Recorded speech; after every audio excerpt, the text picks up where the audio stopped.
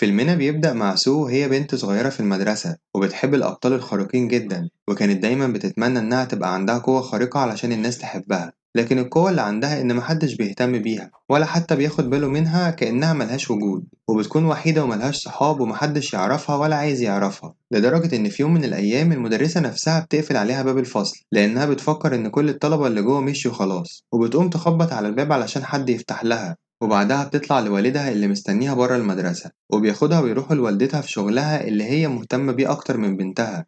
وده لأنها بتكون عالمة وشغالة على تجربة في المعمل، ومحدش بيبقى عارف هي شغالة على إيه بالظبط، وكل وقتها بيبقى رايح للشغل ومش مهتمة ببنتها أبدا. لكن سو بتكون فاكرة عيد ميلاد والدتها، وبتقرر إنها تعمل لها مفاجأة وبتروح لها المعمل اللي هي شغالة فيه، وبتفاجئها هي ووالدها بالتورتة. لكن والدها بيولع شمعة غلط وبتطلع دخان كتير، وده بيشغل جهاز الإنذار. فبتيجي ماريا بسرعة لمكان الإنذار وبتتخانق مع جوزها وبتزعق لهم وبتقول إن اللي عملوه ده ما ينفعش ولازم يمشوا حالا، لأن ما ينفعش يدخلوا أصلا للمعمل وما كانش ينفع يجولها هنا. فبتتضايق سو جدا من تصرف والدتها وبترمي التورتة اللي في إيديها على الأجهزة اللي حواليها، وده بيكون السبب في تشغيل المفاعل النووي. وبتجري سو على الجهاز وبتحاول تقفله، لكن بتفشل وبتزود تفاعله أكتر، وبتروح بنفسها ناحية المفاعل علشان تقفله يدويا بأي شكل، لكن بتفشل وبينفجر المفاعل. وبعدها بيتم إنقاذ سو من المعمل، لكن مش بتتصاب إصابات قوية بسبب سرعة إنقاذها من المكان، وبترجع من تاني على بيتها مع والدها، وبتلاحظ إن الجروح اللي في إيديها لونها أزرق وبينور تحت جلدها، فبتخاف وبتخبي على والدها وبتروح على أوضتها وبتنام.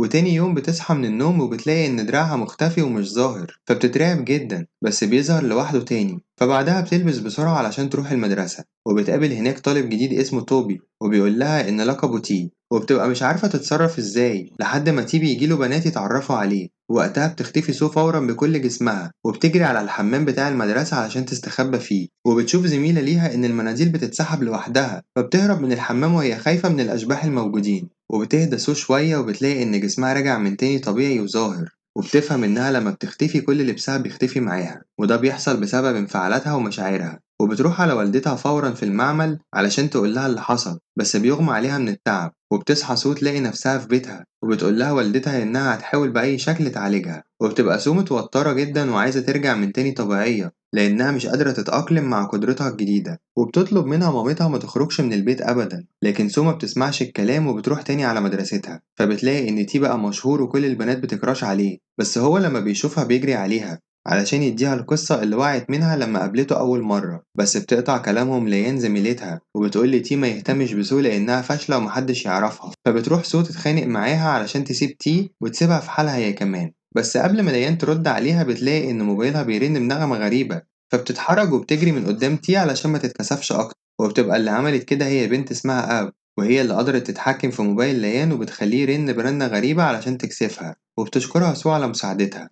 وبعد المدرسة سو بتروح على معمل والدتها علشان يعرفوا اللي حصل لها، وبتعرف والدتها إن اللي حصل كان بسبب الانفجار، وفي مادة هما شغالين عليها معدلة وراثيا لمست جسمها ودخلت جواه وأثرت على جسمها وبشرتها، وهي مادة وظيفتها حماية الجسم من الأمراض والإصابات. ولما بتختفي سو بتلمسها مساعدة ماريا فبتختفي كمان، وبيعرفوا إن قوة سو بتتنقل باللمس، وبتفكر ماريا إنها لازم تدمر كل الأبحاث بتاعتها، لأن لو حد عرف اللي هي بتعمله المادة دي ممكن يتم استخدامها بطريقة مؤذية. لكن المشكلة إنها لو مسحت أبحاثها مش هتقدر توصل لعلاج مع سو. وبتلاحظ إن سو بتتأثر بالسخونية، وإنها لما بتمسك أي حاجة سخنة جسمها بيتفاعل معاها وبتختفي. بس لما بتسمع سو الكلام ده بتتضايق لأنها ممكن تفضل بالحالة دي مدة طويلة جدا لحد لما يلاقوا علاج، وبتاخد من قدامها أكياس حرارية بتولد سخونية علشان لو عايزة تختفي في أي وقت، وبتجري على مدرستها علشان تقعد فيها شوية. وبتشوفها أبي قدامها وبتسألها عن سبب نومها على الأرض، فبتاخدها سو على مطعم علشان تحكي لها اللي بيحصل معاها. وبتيجي ليان نفس المطعم وبتبدأ إنها ترخم عليهم هما الاتنين،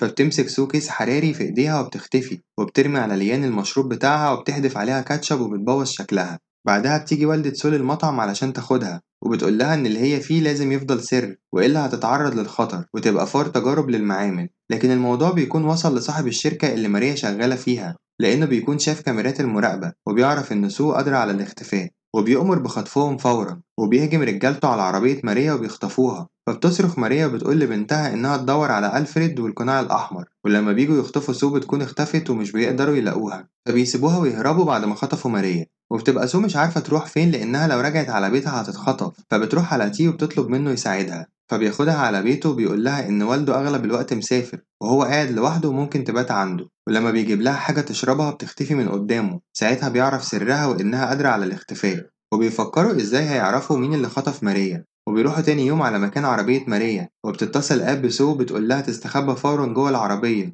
وبيدخلوا جوه العربية فعلا وبيلاقوها بتتحرك وبتقف عند الشركة اللي ماريا شغالة فيها. وساعتها بتفتح لهم آب وبتقول لهم إنها دورت على اللي خطف ماريا واتأكدت إن شركتها هي السبب، وده لأنها راحت لسو بالليل علشان تتكلم معاها وما لقيتهاش في البيت وشكت إن حصل لها حاجة، وقدرت توصل لمكان العربية عن طريق الGPS. ونجحت إنها تخترق الكاميرات اللي في المكان كمان، وده لأن هوايتها الكمبيوتر والاختراق. وقررت تساعده، وبيحاولوا هما التلاتة إنهم يدخلوا الشركة علشان يعرفوا مكان ماريا، وبيكتشفوا إن التليفون بتاعها واقع تحت مكتبها. وبيكون دريل مدير الشركة عرف إن في اقتحام في شركته، وبيأمر كل الأفراد بتوع الأمن إنهم يدوروا على الدخلاء. وقبل ما سو تي يتمسكوا بيخرجوا بسرعة بره الشركة، وبيكون معاهم شنطة ماريا وبياخدوها بيروحوا على بيت آب علشان يفكروا هيعملوا فيها إيه. وبيبقى على تليفون ماريا فيديو مسجلاه لنفسها وهي بتتخطف من معملها، فبيدوروا في الشنطة بتاعتها وبيلاقوا إن فيها جهاز غريب، ولما بيدوسوا عليه بيخرج هولوجرام لذكاء اصطناعي اسمه ألفريد، وبيعرفوا منه إن ماريا حاولت تجرب المادة على نفسها وفشلت، ومع ذلك نجحت على سو.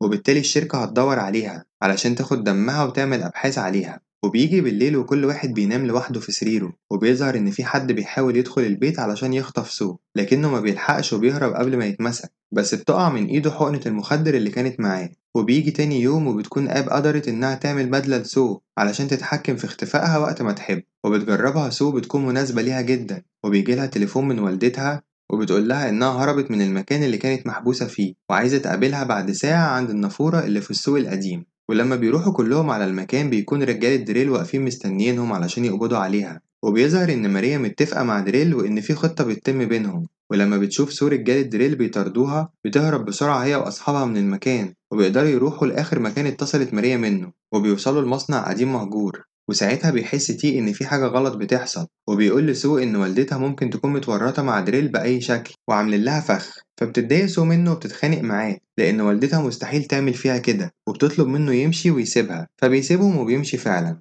وبعدها بتظهر طيارات درون وبتطاردهم وبيحاولوا يستخبوا منها، وبيحصل انفجار قوي قدام سو وبيغمى عليها. ولما بتصحى بتلاقي والدتها قاعدة قدامها وبتقول لها إنها كانت بتحلم وكل اللي شافته ده حلم ومفيش حاجة حصلت منه. وبتحاول سو تستوعب اللي حصل لحد ما والدتها بتخرج من الأوضة وبتقفل الباب وراها. وبتحاول سو إنها تخرج هي كمان لكن بتلاقي إن الباب والشبابيك مقفولين تماما، فبتفضل تصرخ ومحدش بيرد عليها. وبتبقى ماريا حابسة بنتها في البيت وفي حراسة حوالين البيت علشان يمنعوها من أي محاولة للهروب. وبيبقى هيدوروا دلوقتي على أب وتي هما كمان. وفجأة بتتغير ماريا وبترجع لطبيعتها، وبتظهر لينا المساعدة بتاعت ماريا، وبتبقى لينا كمان عندها قوة خارقة وهي الاختفاء وتغيير الشكل. وبنعرف بكده إن كل اللي ماريا عملته ده ما كانتش هي، وإنما كانت لينا أخدت شكل ماريا علشان تخدع سو وتقبض عليها. وبتبقى آب موجودة لسه في المكان المهجور ومستخبية لحد ما بتلاقي إن ماريا الحقيقية جات لها، وبتاخدها وبيروحوا على سو وبتحكي لها سو على كل اللي حصل. وبيعرفوا إن لينا هي اللي ورا كل اللي بيحصل ده، وهي اللي بتساعد دريل إنهم يخلصوا على كل الشهود. ولينا بتبقى راحت حفلة المدرسة اللي فيها تي علشان تقتله وبعدها تتفرغ لآب. وبيروحوا كلهم فورا على الحفلة علشان ينقذوه. وبتبقى ماريا قدرت إنها توصل للمصل اللي هيعالج سو من القوة اللي عندها، فبتاخده سو بتخليها معاها علشان لو جاتلها فرصة تستخدمه ضد لينا وتمنعها من الاختفاء وتغيير شكلها. وسو بتشوف تي وهو بيرقص مع لينا فبتتضايق وبتغير عليه، لكن بتحاول تداري شكلها. وبتقول لأب إنها تروح تتحكم في الDG علشان لو احتاجتها في أي وقت تلاقيها. وبعدها بتطلب منها إنها تشغل الدخان في الحفلة علشان يقدروا يختفوا في مكان كويس. وأول ما بتقدر إنها تقرب من لينا بتديها المصل، وبتاخد أب وتي وبيهربوا من الحفلة بسرعة. وساعتها بيقابلوا جدة أب في الجراج ومش بيعرفوا هي إزاي عرفت مكانهم، وبتقول لهم إنها جاية علشان تساعدهم. لكن تي بيشك في الموضوع وبيحاول ياخدهم ويهربوا من المكان، لكن حراس الشركة فجأة بيملوا المكان وبيكون معاهم ماريا ودريل متكتفين. وبنعرف إن دريل كل ده كان بيحاول يوصل لسو علشان يحميها، وهي اللي كانت بتهرب منه، وهو مقدرش إنه يقابلها علشان يفهمها. وبيبقى السبب ورا كل اللي بيحصل ده هي جدة آب، وبنعرف إن كل هدفها كان سرقة العينة اللي اخترعتها ماريا منها. ولما العينة الوحيدة اتدمرت متبقاش غير دم سو اللي فيه التركيبة كلها، علشان كده كانت بتطاردها. فبتاخد سو مصل من الشنطة وبتهدد الجدة إنها لو أذت أهلها هتاخد المصل والمادة هتختفي من دمها تماما وكل أبحاث والدتها هتضيع.